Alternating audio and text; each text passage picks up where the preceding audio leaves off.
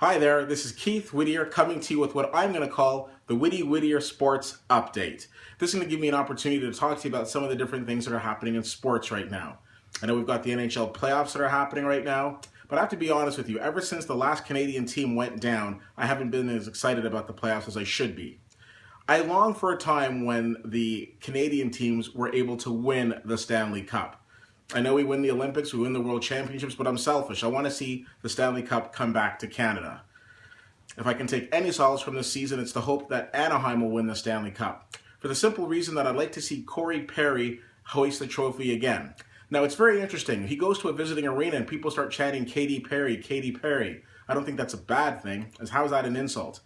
Quite frankly, I hope Katy Perry catches wind of that and the two of them can hook up and get married, and then she can become Katy Perry Perry. Or maybe she'll just keep her last name and just be Katy Perry.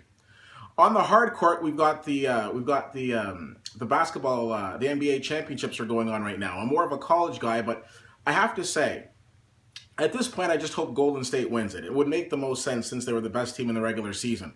But I'm really sad the Clippers didn't make it for two reasons. Number one, to stick it to Donald Sterling. And number two, can you think of an owner in all of professional sports that would be more excited than Steve Ballmer if his team won? I mean, this guy is absolutely insane.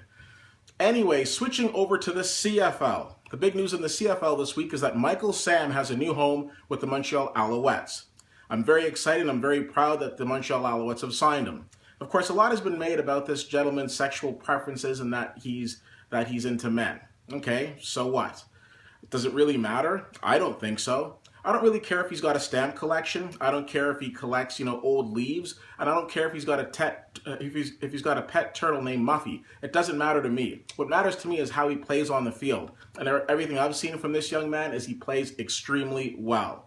One of the things that I'm really looking forward to is getting the chance to see him play live. Because I'll tell you something, when quarterbacks are at the line of scrimmage and they're looking at Michael Sam, they're not going to be thinking to themselves, who did he go out with last night? No, they're going to be thinking to themselves, feet don't fail me now, because if this guy gets his hands on you, he's going to lay a whooping on you, because he's an extremely talented player. And that's what we should be focusing on.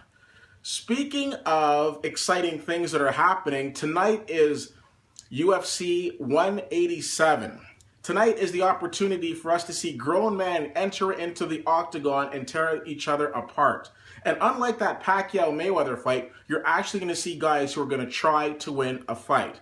There's two big fights that are happening tonight, so let's talk about them. The first one, Vitor Belfort is going to be going after the middleweight title that is currently held by Chris Weidman, the same guy who dethroned Anderson Silva. So let me break this fight down, in my opinion, really quickly. I don't think we've seen the best of Weidman yet, and the jury for me is still out on him. He took out Anderson in the first fight because Anderson was acting like a jackass, and he caught him. He caught a lucky break, no pun intended, when Anderson Silva broke his leg in the second fight. And his fight against Lyoto Machida is anything but inspiring. Machida didn't go after it, and Weidman basically had to do just enough to get the decision in the end. Whereas on the other hand, Vitor Belfort is a pit bull, and he is going to come after this. Now, a lot has been made about whether or not Vitor is juicing or not. And of course, even if he does win, I think we'll all be waiting with bated breath to see what the drug results are. But don't just blame Vitor for that. Blame the UFC, because they need to take tougher stances on this. After the last incident with Anderson Silva, you kind of have to go back and question, well, what was Anderson Silva doing during his title reign? We don't know. What I do know is that this should be a very entertaining fight. I think for the first time, we're going to have somebody who's going to really challenge Chris Weidman.